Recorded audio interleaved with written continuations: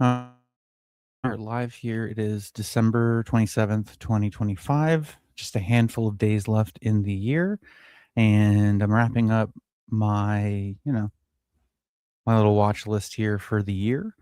And like always, try to watch as much as I can. I've really put new movies on the back burner though, for kind of obvious reasons that I've discussed over the last couple of years. But and this year really had no hope for it. It's shaped up kind of nicely though. It really has. I think there's been enough new movies to sort of make the argument that 2025 actually isn't terrible.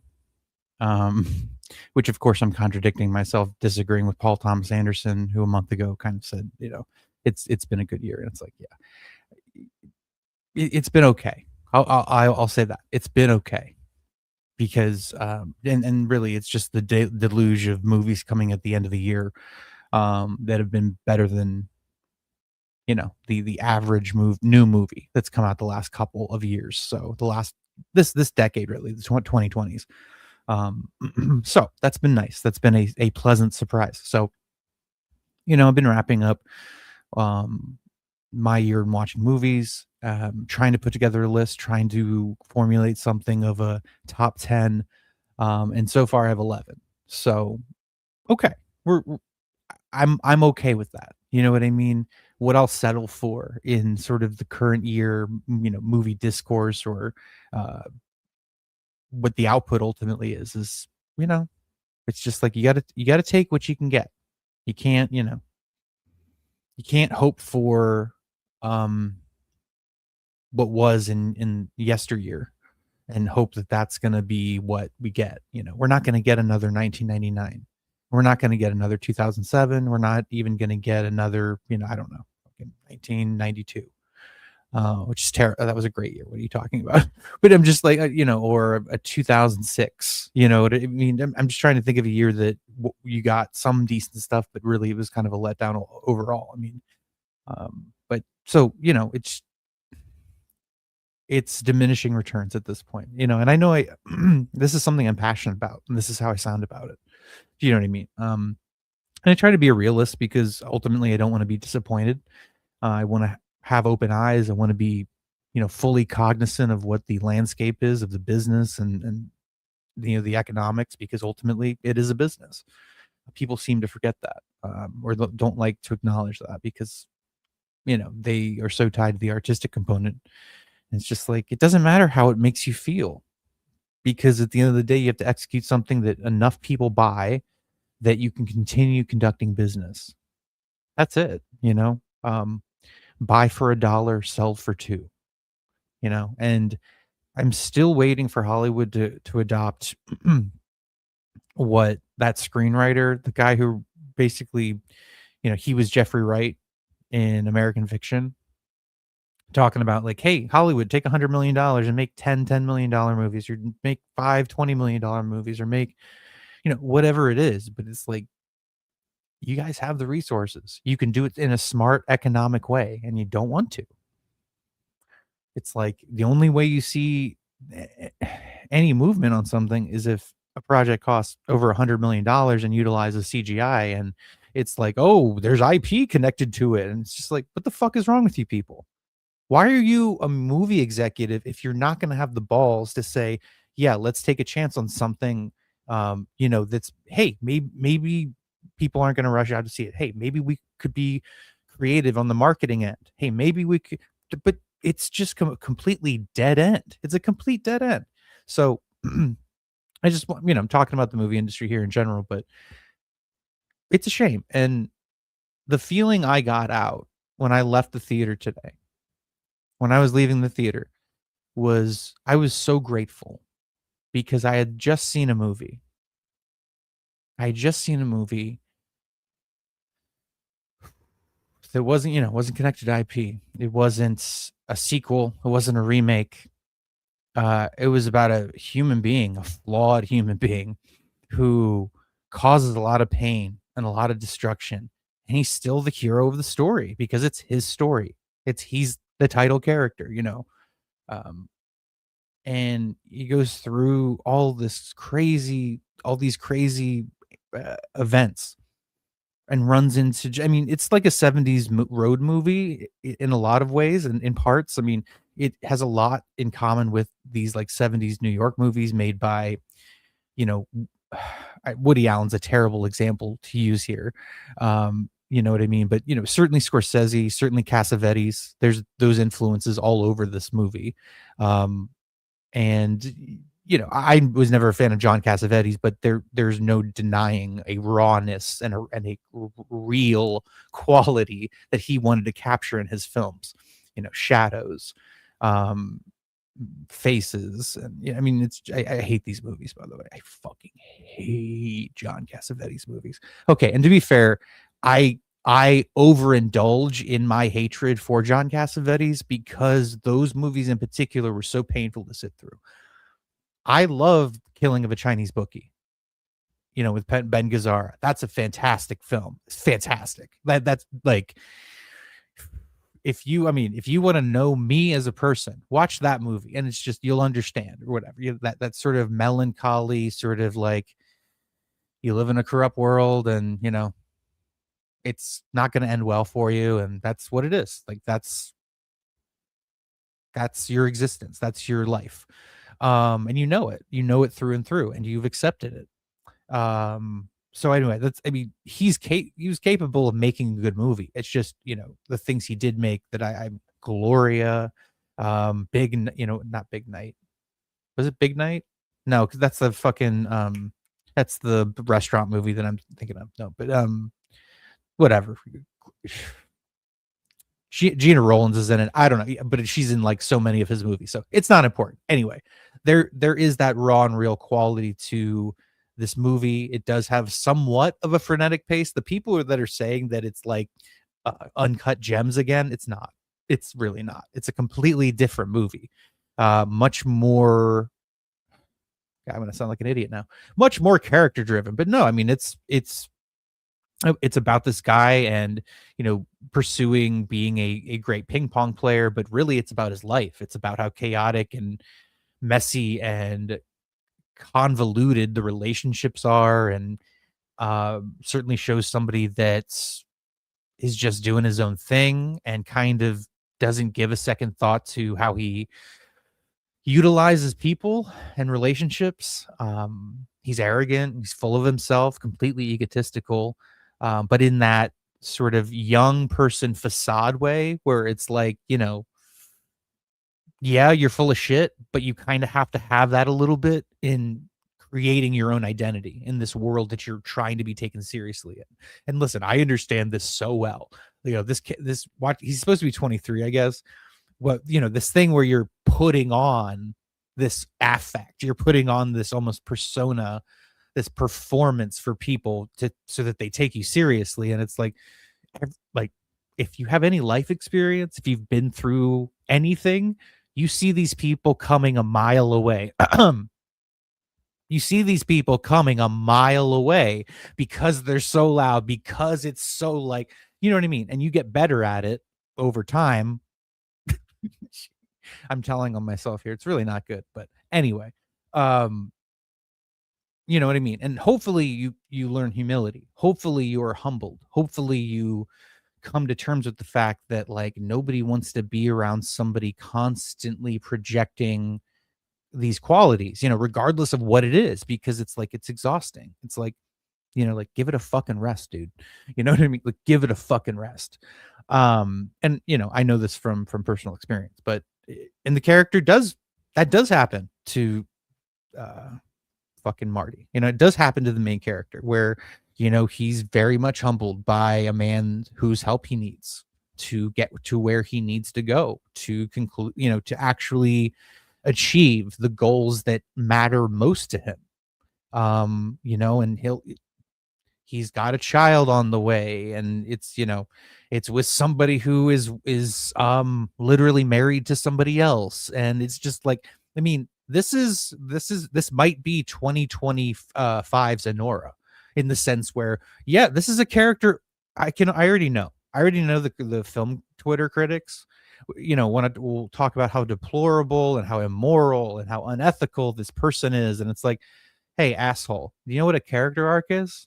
Do you know what growth is? Do you know what any of that stuff, any of that valuable stuff, that human shit that is in literature and all of these great movies that you know nothing about because you're a fucking 22-year-old idiot who's projecting your morality like some fucking social conservative, by the way, in the 90s. I still will never understand this. How, like, just small political deviation here, how the left became these fucking, like,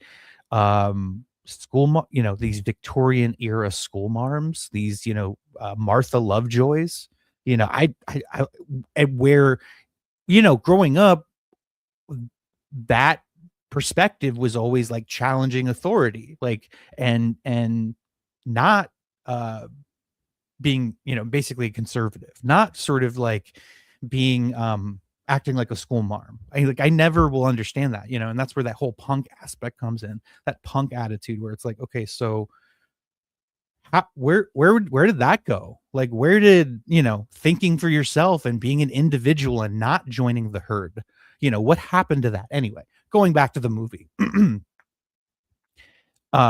That's why I like this character so much. I like him because he's not trying to pose. He's not trying to get you to like him. He doesn't give a fuck.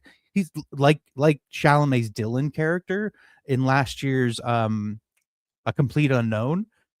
I loved that because it's like, nobody owns me. You don't put words in my mouth. You don't tell me what to say.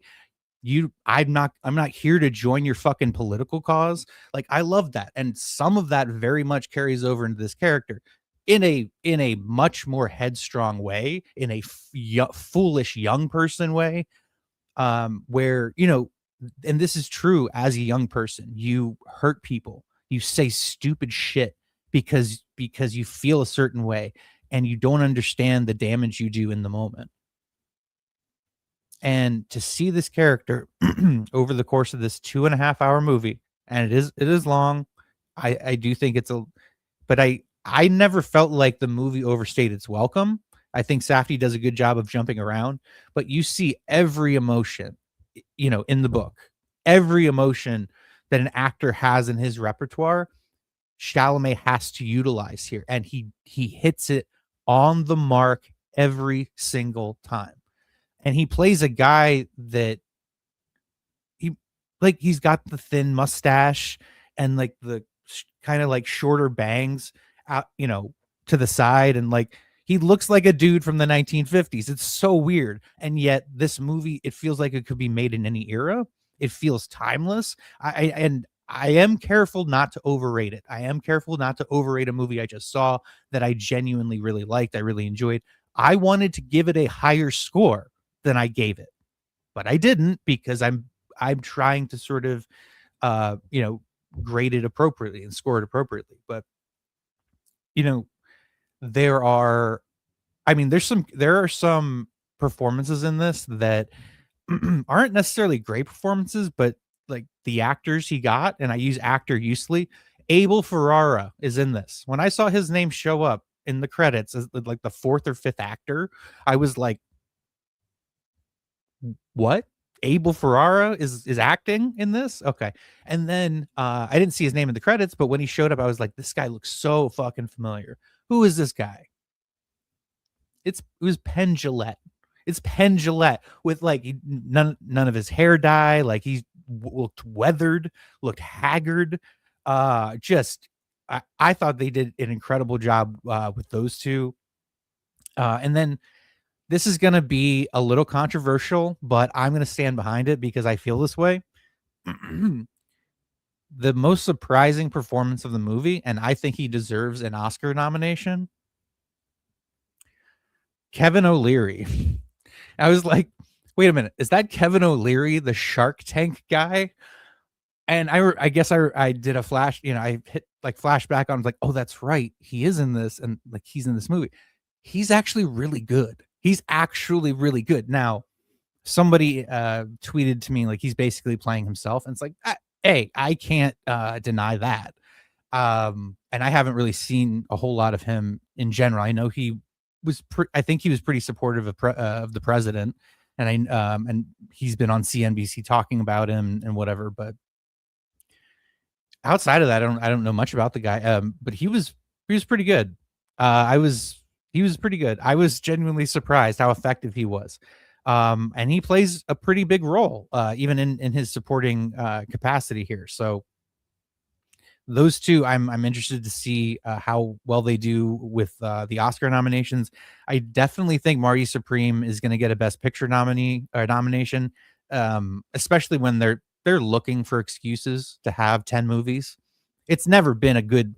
I feel like every year they've had the 10 movies, they always throw things in there that don't deserve it. So this being like one of the best movies this year, I think it definitely will get a slot. Um, but man, and it's definitely not apparent at first that the movie's going to be good, because like I was like halfway through, I was like, I don't know if this movie's good or not. Because and again, I know that sounds bad because like as a critic, you're like, you don't watch the whole movie to decide first, or and it's like you've watched so many movies at a certain point, you have a pretty good feeling at a certain point if it's going to be good or not. And when you're not sure, that's kind of exciting. That's kind of like, okay, this could go in I know it's like two directions, but really it's a multitude of directions. And in terms of what your overall score is, what you're going to grade it as, what the caveats are, you know what I mean? There's bad movies that have good things in them. There's great movies that have bad things in them. It's part of film production. But this one kind of surprised me. Now, when the first reviews came out for Marty Supreme, and it was like maybe a month ago, like wasn't it around Thanksgiving? It was pretty crazy. It was like, okay, uh, you know, if it, here's the thing, the Safdies aren't really super, how do I want to put this? They're not super inside the industry. Yes, they're a known quantity. They've worked with A24 before, Uncut Gems, but really they're not super well connected. So if this movie genuinely wasn't good, I wasn't expecting critics to cover for them. And across the board, they were just like, this is the film of the year. And I was like, okay, I'm definitely curious. I mean, I was before, but with that reception, it definitely piqued my interest even more. So I'm happy. It's definitely a worthwhile watch. But the action of the ping pong was pretty well done, was very good, but it didn't dominate the movie like a lot of, like you'd think like a sports movie would. It's really not a sports movie. I know I tweeted out like there's these mirrored parallels to F1. I'm being very general when I say that because the movies are very different. But it's sort of, and I hate using this word, but somewhat unlikable protagonist, someone who's driven, someone who is, a loner, someone that kind of keeps to themselves, especially in the pursuit of what they're going after. And, Timothy Chalamet's character is not above being a criminal, basically. At moments, the things he does, the ways he gets by, because he's not a professional ping pong player yet, and so he needs to be able to feed himself and get from place to place and day to day, by whatever means he can. So, and we see Gwyneth Paltrow come back after so many years, and by the way, looks pretty good. She looked pretty good. Maybe I'm just getting up there in age and my standards are, but she looked really good in this. And it was good to see her again. I've never had an issue with her. I know that she's kind of an annoying celebrity figure because of her like nutritional company, that she did for a while. And, when when her marriage broke up or whatever with I think his name's Chris Martin, the lead singer of Coldplay. But whatever. She just kind of went away as an actress for me. So I really had no opinion on her, but she's good here. She's utilized well. So as kind of an aging actress who's trying to stay relevant, as so many of us are, as we get up there in age. But there's just, and the movie's idiosyncratic. Like it takes you to so many different places. It keeps you on your toes. You really don't feel that 2.5 hour runtime. I mean, occasionally you're just like, okay, you do, but um, thinking back, thinking back about all the events throughout the narrative, throughout the arc, for Marty Supreme, it's just such a worthwhile theatrical experience. Um, and it instills you with the hope that, like, okay, they can do this. Now, this costs $70 million. So, and I'm sure the marketing for it will push it to 90, 95, if not 100 million, with that. And so, is it going to make 250 million? Is it going to make $300 million? Probably not, And so, and it's A24, who seems to be okay taking losses. I don't know how they get financed or anything like that, but and there is money that comes with winning Oscars. I know that, um, you know, there's prestige, and there's things that come along with that, where it's like it's not a zero sum gain if it doesn't make back what it spent, you know. But yeah, I certainly think Timothy Chalamet should be the front runner. Leonardo DiCaprio being a Best Actor nominee is kind of interesting to me, because he's not. Is he on screen enough to be a Best Actor nominee? I mean, I'm sure he is, because that's what he's been nominated for, where he's won already at different award ceremonies. But and I'm a really big DiCaprio fan. I have been since his early 2000s work. I really disliked him, because of the whole teen heartthrob thing, and I was 8, so that tends to not really be what you're interested in. But no, like, all his career after that really just took off. And I've been a big fan of him since then. But I do think that this is Timothy Chalamet's award to lose for Best Actor.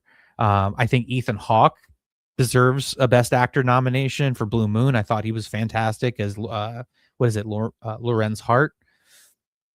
Lawrence Hart, Lorenz Hart. I don't know quite how you say his name, but Blue Moon is another one that, if you haven't seen that one, watch that one. That's really good. And of course, Margaret Qualley looks very good again in that. So I would just throw her a Best Actress, or excuse me, a Best Supporting Actress nomination, just because she didn't get one last year for The Substance. But I think that will be a tough category. I think Best Actress will be a tough category.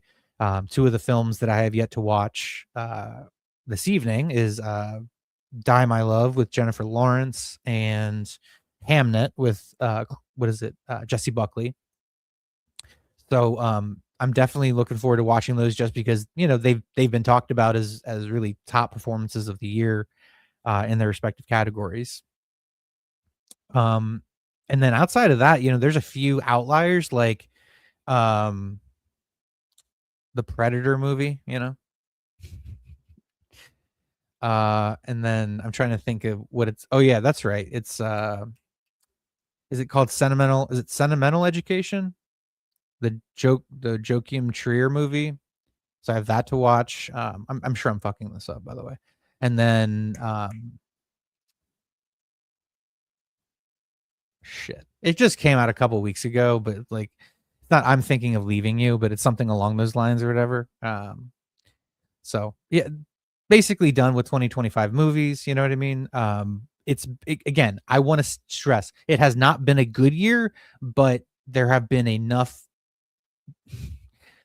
worthwhile experiences with movies that I feel like, okay, I can kind of accept, with kind of what we've had so far. I kind of accept it for what it is. Yeah, sentimental value. Okay, yeah, that's it. So and I just watched the new.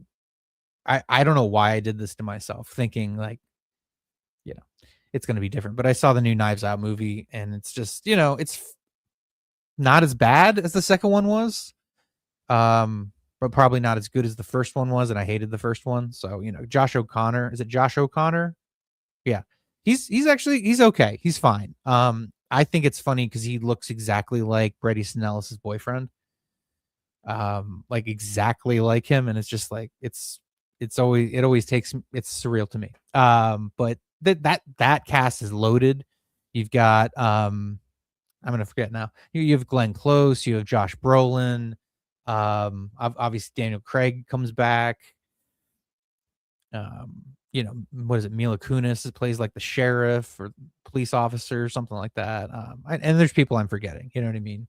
But like the guy who plays the priest in Fleabag, who's in the I can't Andrew something, and he was like all of us strangers a couple of years ago. Yeah, that I don't know that guy's name, but yeah, he's in it, and it's fine. It's just it frames like it frames Josh Brolin's character as this guy that's hell bent on keeping up the traditionalism of religion, and it just paints anybody that's a traditionalist or conservative as like a homicidal maniac. So it just was a lot of eye rolling. Mike Flanagan. Like if you've seen any of Mike Flanagan's work with like what is it, the Haunting of Hill House, or even the House of Usher series, where he just like condemns organized religion as being this evil entity, and it's just like, okay, we get it, you get it. You were scarred by having to grow up in like a Catholic household, and you absolutely hate the Catholic Church. We get it. It's fine. So it's a lot of that. It's a lot of that. So but yeah, I mean, if you like those shitty Knives Out movies, by all means, it is on Netflix. So anyway, I appreciate people trying here to leave some comments. Yeah, I mean, I was surprised. I was really surprised especially how strong the second half of the movie was, because the first half wasn't bad. I was just like, all right, where's this going? So I was happy, to see a movie to keep me on that kept me on my toes. Fucking cover. Anyway, and then Rick again. Yeah, Sinners. I'm gonna have to go back and go through my list to see if it ranks as one of my 10 worst of the year, ratings wise. I mean, I hate it because it is reminiscent of a lot of colorist, racialist bullshit arguments that I mean, and look, I guess movies are the appropriate place to indulge in your fantasies, where, you want to believe that you were robbed of, you know, being the leaders of civilization because people came and kidnapped you and stole your magical music powers. But that's what that movie like articulated. It was so embarrassing. The navel gazing, the just unbelievable like gesticulation of culture, to the point where it's like, okay, it's like, feel however you want to feel. It doesn't really change the reality. You know what I mean? And if you can't, and here's the thing, it's a fucking genre movie. So I don't know why I'm going off on like, but here's the thing. It's the response. It's seeing all the people's response to it as if it's this important, serious movie, when it's a fucking vampire horror movie that's basically a ripoff of Dawn of the Dead, with this kind of like Jim Crow, racist South 1930s timeline. It's like, okay, like whatever, that can be good. That can be interesting. By the way, I love the 1930s. I love Prohibition era. That, like the detail, the clothing, the machinery, the cars, all that stuff. You can do so much. And what do? You make some fucking lazy, reductive, dumbass movie that wants to elevate one race over every other race because they feel sentimental towards the perceived excuse me, let me step back, the historical wrongs that people they don't know went through. You know what I mean? So all of this is just an emotional projection, which again, movies are the place for that. It's just, that's not enough to make a good movie. You know what I mean? It's not enough. That's not enough. The vampire aspect was just dumb. The plot holes that people pointed out, on Twitter, not to mention some critics that are actually brave enough to say, hey, this is actually not a good movie. It has problems here, and here. And look, I'm somebody, that scene that shows the history of the musical whatever invention and of the African American community, that was one of the worst and most embarrassing scenes of anything that I've seen in a movie ever. It's like it was that bad. I could feel my soul leaving my body. It was that unbelievably embarrassing. So I mean, I'm a lot harder on Sinners than probably the average critic, even the average critic who didn't like it. So it might end up there, in my top 10, but of worst of the year, but we'll see. And maybe the Academy throws them a bone. You know what I mean? Just to kind of say, hey, you did really well, financially, because they did it with Top Gun Maverick. That was a bone. They were never going to give that Best Picture. Come on, they were not. It saved it temporarily, saved the industry. That was an incredible story, and I didn't even like the movie. You know what I mean? Yeah, I didn't get it at all. It was just like I don't get it. So yeah, and then Son of Value. Yep, I got to watch that. Yep, it's Daniel Craig. I'm sure he's made a ton of money being James Bond and Benoit Blanc, but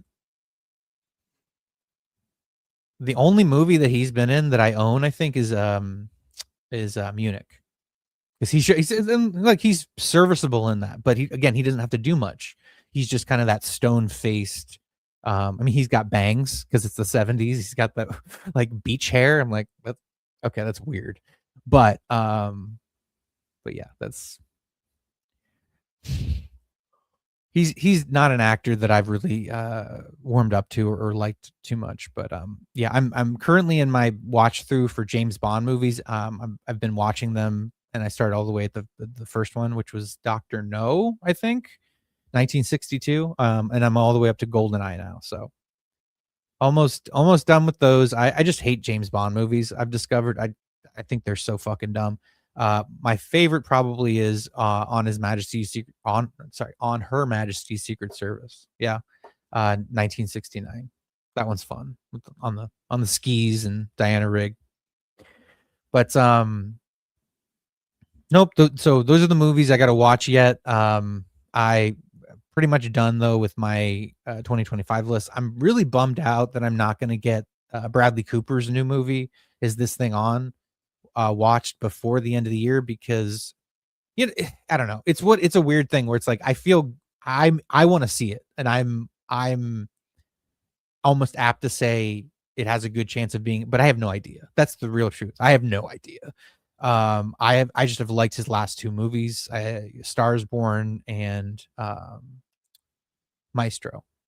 I thought Maestro was so good. I thought it was such a like old piece of Hollywood movie making, this like relationship I don't know if melodrama's right, but just some of that stuff was so heartbreaking between Bradley Cooper and Carey Mulligan. And like when his daughter comes out and he can't even tell her the truth, and she's asking what the Jesus. And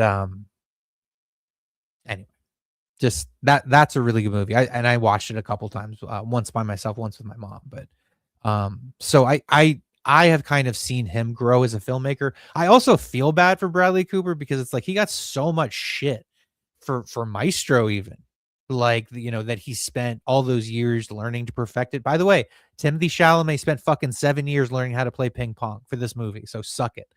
Anyway, so I mean, and I just liked it. I liked Maestro so much. And a lot of people made fun of it or didn't like it or just kind of thought it was whatever. And that's okay, whatever.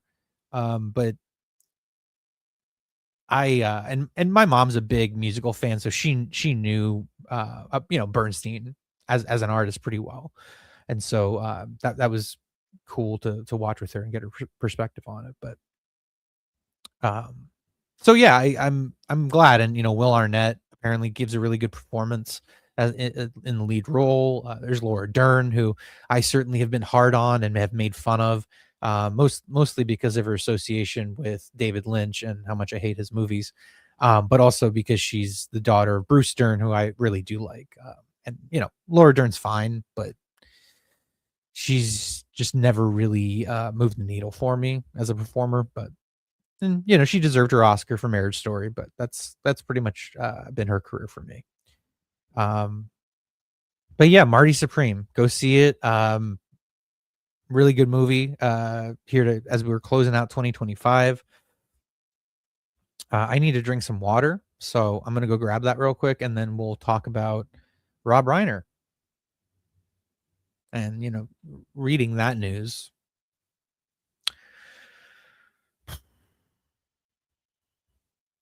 I mean, I think that's when I hurt my back last Monday. Maybe it was I mean, maybe it wasn't. I don't remember, but, I remember it was a Monday morning because I went to the gym real early, um, and I don't tend to check my phone, because I'm pretty focused on just driving to the gym, getting my workout in, going from there, um, and I saw the news when I got home on my phone, and, you know, I, it's been a rough year, and just take away all the I don't know, take away all the violence, I suppose, just people who have passed away, who have died, whether it's Gene Hackman or Michael Madsen or, take your pick, whoever you want. It's been a tough year. And then you throw in the other things that have happened. Um, and then coming to Rob Reiner and the fact that it was his own son and the fact that, talking about it was his son who he tried to help for many, many, many years. And what do you hear? What do you think automatically? I guess, or what do you? And not even think, because again, it didn't even occur to me. But it's true. Rob Reiner was very vocal on Twitter about Trump and how much he didn't like him, and he was a very vocal political advocate for the Democrats and liberals. And I mean, that goes back. That goes back to Archie Bunker and All in the Family. You know what I mean? So. But it's funny. I never put. I mean, I may have even replied to Rob Reiner on one of his political rants. Um, as I do. To poke fun or to make a joke about someone taking something too seriously. But I never really attributed him as like a hateful person because I didn't think he ever was. He was just always concerned. You know what I mean? And whatever. I really am not trying to get into that whole culture war shit because it's irrelevant. He said the right things when he was asked about Charlie Kirk on the Piers Morgan show. And it's like, if you can't just say as a human being that it's wrong, regardless of what the reason is, it's just like, the law. If you put your hands on somebody, it's over. It doesn't matter what they said. You know what I mean? It doesn't matter what they said. You're immediately wrong. You're immediately wrong. That's how our law works. That's how the law works. And that is the most substantive aspect of consequences for actions. We have civil court. You can sue somebody. Okay. But it's like, that's what I don't understand with people. It's like, you're really that quick? You're that stupid? You're that reactive that you would put your hands on somebody knowing what the consequences? And certainly, the whole DK Metcalf thing. Like, don't even get me started on that one. If you have people defending you committed assault. You're wrong. He could have said anything. He could, and I know this is, go ahead and take this. You could say a racial slur. If you put your hands on somebody, it doesn't fucking matter. It's like, and I'm not saying that's what happened because there's no evidence it did, but it's like, do you know what I mean? They'll kick that guy out. Fuck him, fuck that guy. You don't put your hands on somebody. How do you not understand that you are the bigger person for having walked away, for saying, I'm not going to lower myself to a standard that I don't respect. Not that I wouldn't respect, but that I don't respect. And so it's just, that's what I don't understand. That's what I can't grasp with it. You know what I mean? And so, and obviously in the case of Rob Reiner, we're dealing with somebody who is deeply disturbed, potentially had issues with schizophrenia, and what's crazy about all of this is that And I'm really not trying to make this about me at all, but just in how I relate to it, that movie, like Being Charlie or whatever it's called, is in my Tubi queue. It's been there for like a year because like I wanted to watch it, and I saw that I think Rob Reiner directed it. But yeah, it's just or but I just wanted to see it. So it's just fucking odd that it's connected to this case, you know what I mean? But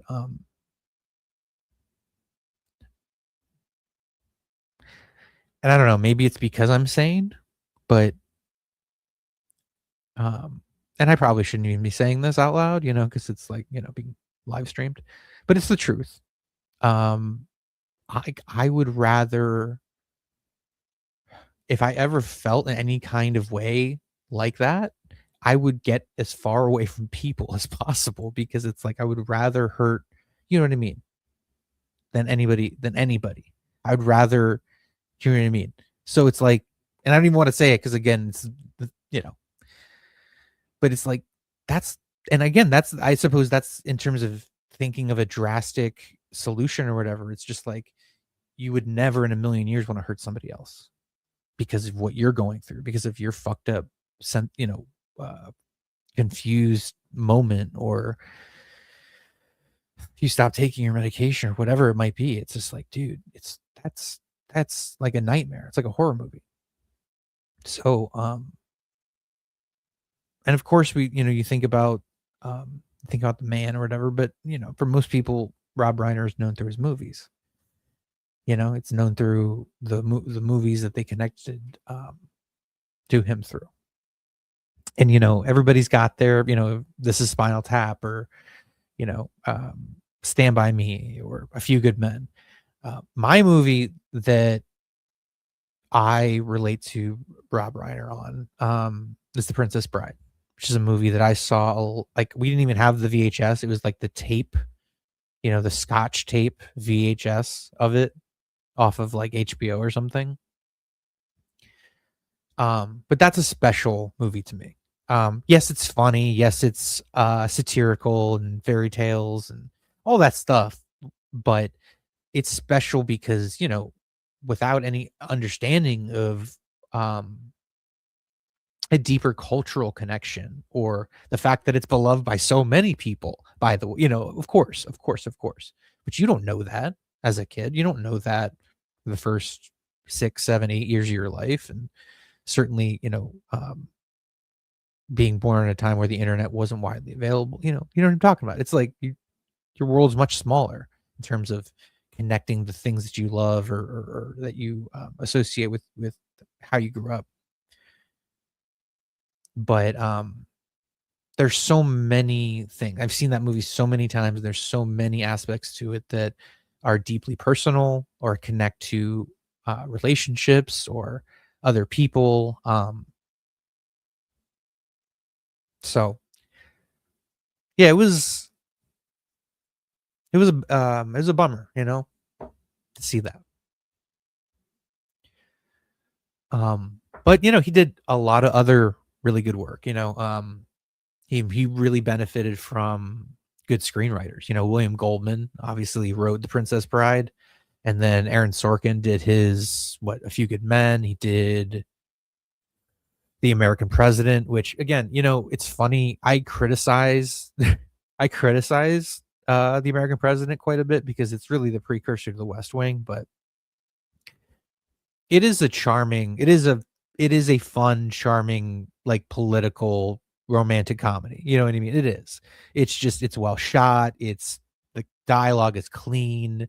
It flows effortlessly. Um, the politics are really dumb, pro-Democratic Party nonsense that the current day Democrats couldn't live up to if they fucking, whatever. You know what I mean? Like they're full of shit. So I'm talking about like standing up for your opponent's rights, and free speech and what that means. And I mean, these people are fucking hypocrites.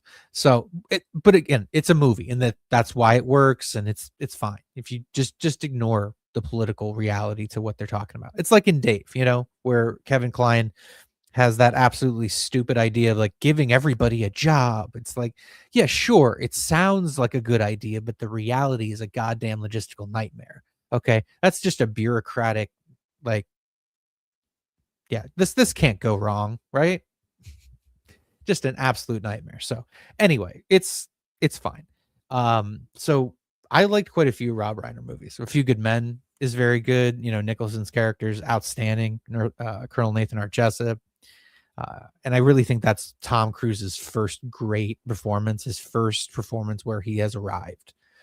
Despite his career starting over a decade prior with Taps. So, you know, and I'm sure there's stuff before Taps, but that's really the first, I think, like the first documented role where he's credited in a movie that isn't completely forgotten about. So, but yeah, yeah, The Princess Bride, that's a tough one. It's tough to lose the director of that movie. And I don't know, he didn't write the screenplay or anything, but I do think that that movie was a success, and it was as smooth as it was because he was in charge of the production, and as you know, he was the director. So, um, and of course, you know, he did that recreation with his father a couple of days before his father passed away of the end of the movie. And yeah, so and that's where I first saw Peter Falk. You know, I mean, it's like, and I go 20-25 years before seeing Peter Falk in something else, but it's just such a memorable, indelible kind of film that it leaves its mark. The sort of love and care that you put into that um is carried by the people who it meant something to. So, yeah, it sucks. It sucks to lose somebody like that. But, and like, again, it's if the political stuff matters to you, you know, I get it, it doesn't matter. Like, I find James Woods annoying, but he has a right to say what he wants to say. Just don't let it dominate who you are. Don't let it dominate your personality because there's so much more to life than your political ideology. And of course, who knows what this fucking fight was over? Um, whether he was on drugs, whether he was schizophrenic, whether it was over money. That's really what a lot of people fight over, money. So, who knows, man? I'm sure it'll come out in the court case, but it sucks to lose somebody that was really beloved and creatively really important. I mean, his company, Castle Rock. I mean, they were a big reason that Seinfeld was so successful. Certainly the reruns, um, and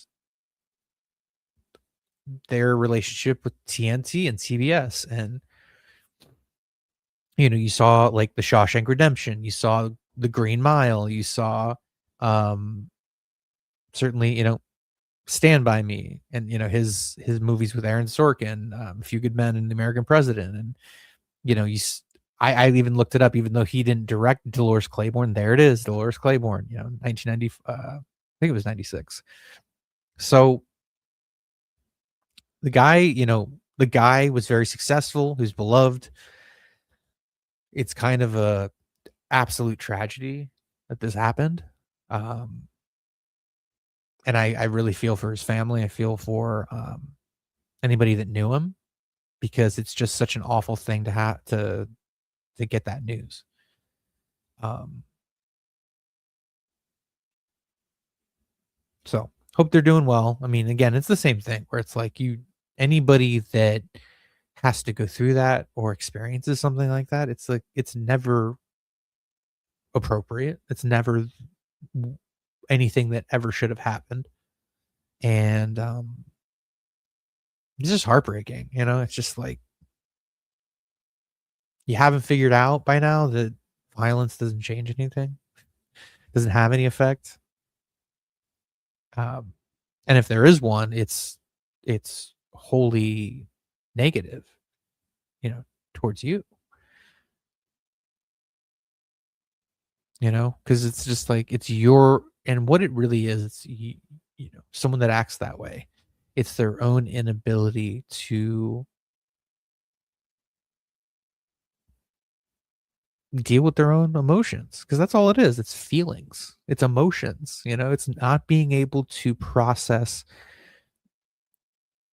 you know, a state of reality, where you have to be the person that writes this perceived evil or whatever. And it's like, you're fucking psycho.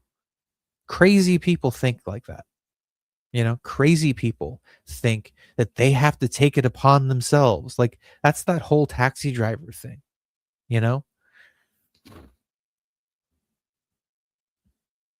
It's okay to be a loner who doesn't go out and is like, whatever, and keeps to themselves.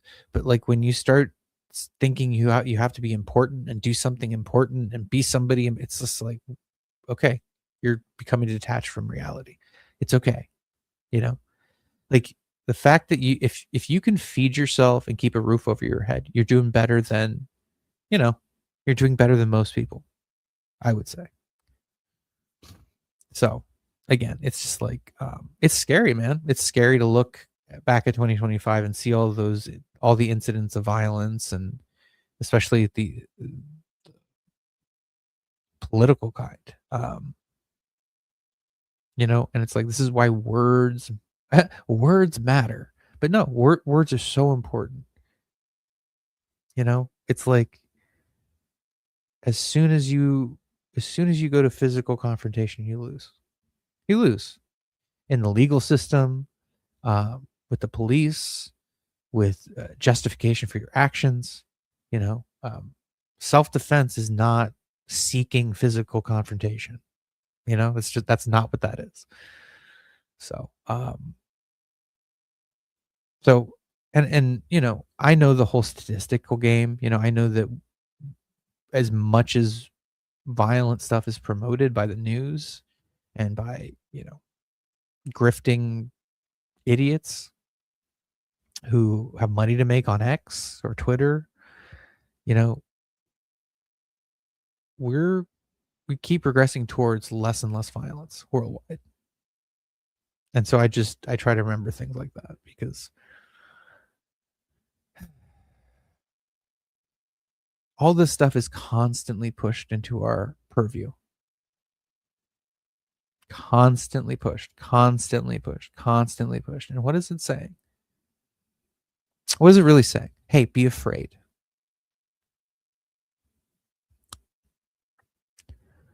Yeah, well, you got to wonder why that is, And this is where people, and I've talked to people about this a little bit, whatever, about that movie They Live, and how it's this. Oh well, and I know what John Carpenter said. Okay, I know what he said. How it's really about, a satire about, that's being critical of Reaganomics, and it's like, and while I'm not exactly disagreeing with that, to me it's much more about the media and what the media promotes, because all those things, those subliminal messages, it's like, yeah, that's advertising, and where does the advertising get promoted? Oh, okay, yeah, that's crazy. By the media, yeah, hand in hand with the American corporation, telling you what to think, telling you what to eat, telling you where to go, telling you how to feel. But yes, it's conservatism and capitalism, right? Yeah, shut the fuck up. God, I swear to God, you fucking idiots. It's like, the same thing with like The Godfather. Hey, oh, The Godfather's about No, it's not. No, it's not. It's like, fucking idiots. It's literally like a Shakespearean drama, of the fall, like the man who goes towards to the evil side and becomes corrupted by this evil, collectivist, by the way. Yeah, that's right. Entity that, his family is tied to by blood. It's about fate and destiny, and how tragic that is ultimately. But hey, whatever. It's fine. Um, People can think what they want to think. But no, like I said, as much as 2025 is upsetting with, again, all these things that happened in the news, like,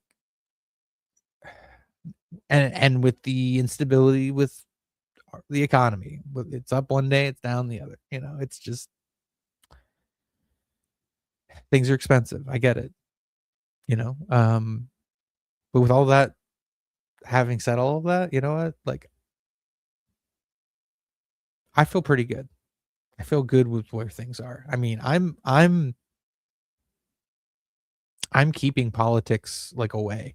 I mute a lot of those grifter accounts on Twitter or X. I try not to engage with it. Sometimes I don't succeed, but um for the most part, I felt really good lately. I try to stick to talking about movies with my little movie group I have on there. That's really all I care about. You know what I mean? That's what I'm passionate about. That's what I put a lot of time and investment in.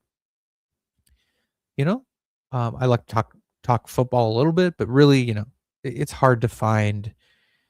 It's hard to find people who aren't just complete idiots about that. So what are you gonna do? So it's fine. Other than that, social media is just like I think I'm gonna probably drop out here pretty soon. I mean, I'll still be on Twitter or whatever to talk about movies because I like that. I like to engage that way. It's a good time killer. But you know, it's just here's the thing, like, you can argue about whatever you want, and you can argue at a very basic reductive level, or you can argue at, like, an intelligent academic level or whatever. And again, sure I'm using the wrong words to describe what I'm talking about. Low level thinking, high level thinking, right? Reductive or nuanced. It doesn't matter because, like, how the shit on social media, the way it's promoted, the way it just makes it black and white, A or B, blue or red, just like all of the corporate media has been doing the last, I don't know, 25, 30, 35 years. It's just like, okay, this is the same prepackaged garbage, the same culture war talking points, the same, social conservative evangelicals versus the, whatever, liberal, communists, collectivists, we're, I, it, they're all labels. They're all labels that don't mean anything. And I'm just tired. Not that they don't mean anything, but how people use them isn't specific at all, or it's general. And so it's, you know what? It's fine. It's okay. It's okay. You know what I mean? Like, I've had a small circle of friends. I try to do the things I enjoy. That's that's enough for me. You know what I mean? I love movies, so anytime I can pop in a movie I really like and, hey, I wanna write about it, I can write about it. I wanna talk about it, I could probably talk about it with some people who don't mind me bothering them about it. You know what I mean? So, read some books. That's what I get pleasure from. That's what I enjoy. That's what I'm gonna gravitate towards. Um, Knowing that people and companies and corporations are trying to manipulate me at every turn, it's just like, okay, so be aware of that and try not to let your monkey brain, you know what I mean? Like, start throwing poop at people, theoretically, like calling them names. So anyway, so been talking about an hour. I really like Marty Supreme. I think it's the best movie of the year so far, which of course I'm running out of time on. I've got about 6 or 7 movies left to watch. And then look, all in all, it hasn't been a terrible year, even though I have said it's been a terrible year at different times. It just wasn't great. And this decade has been rough, I think, for output. And obviously the industry has been struggling. They can't really hide that fact anymore. It's been struggling for a while. So I hope all of you continue to have a nice Christmas holiday and a happy new year. If I don't stream again before we hit 2026, I want to be able to do this more often. I want to be able to actually write reviews consistently as new movies come out. I want to be able to keep up with it. I feel like if I implemented a good fitness routine and diet, I can hopefully take the focus I've had on that and put it into my writing about movies. So yeah. Anyway, you guys take it easy. Thanks for dropping in and commenting and whatever, interacting. I appreciate it. You take it easy. Have a good night.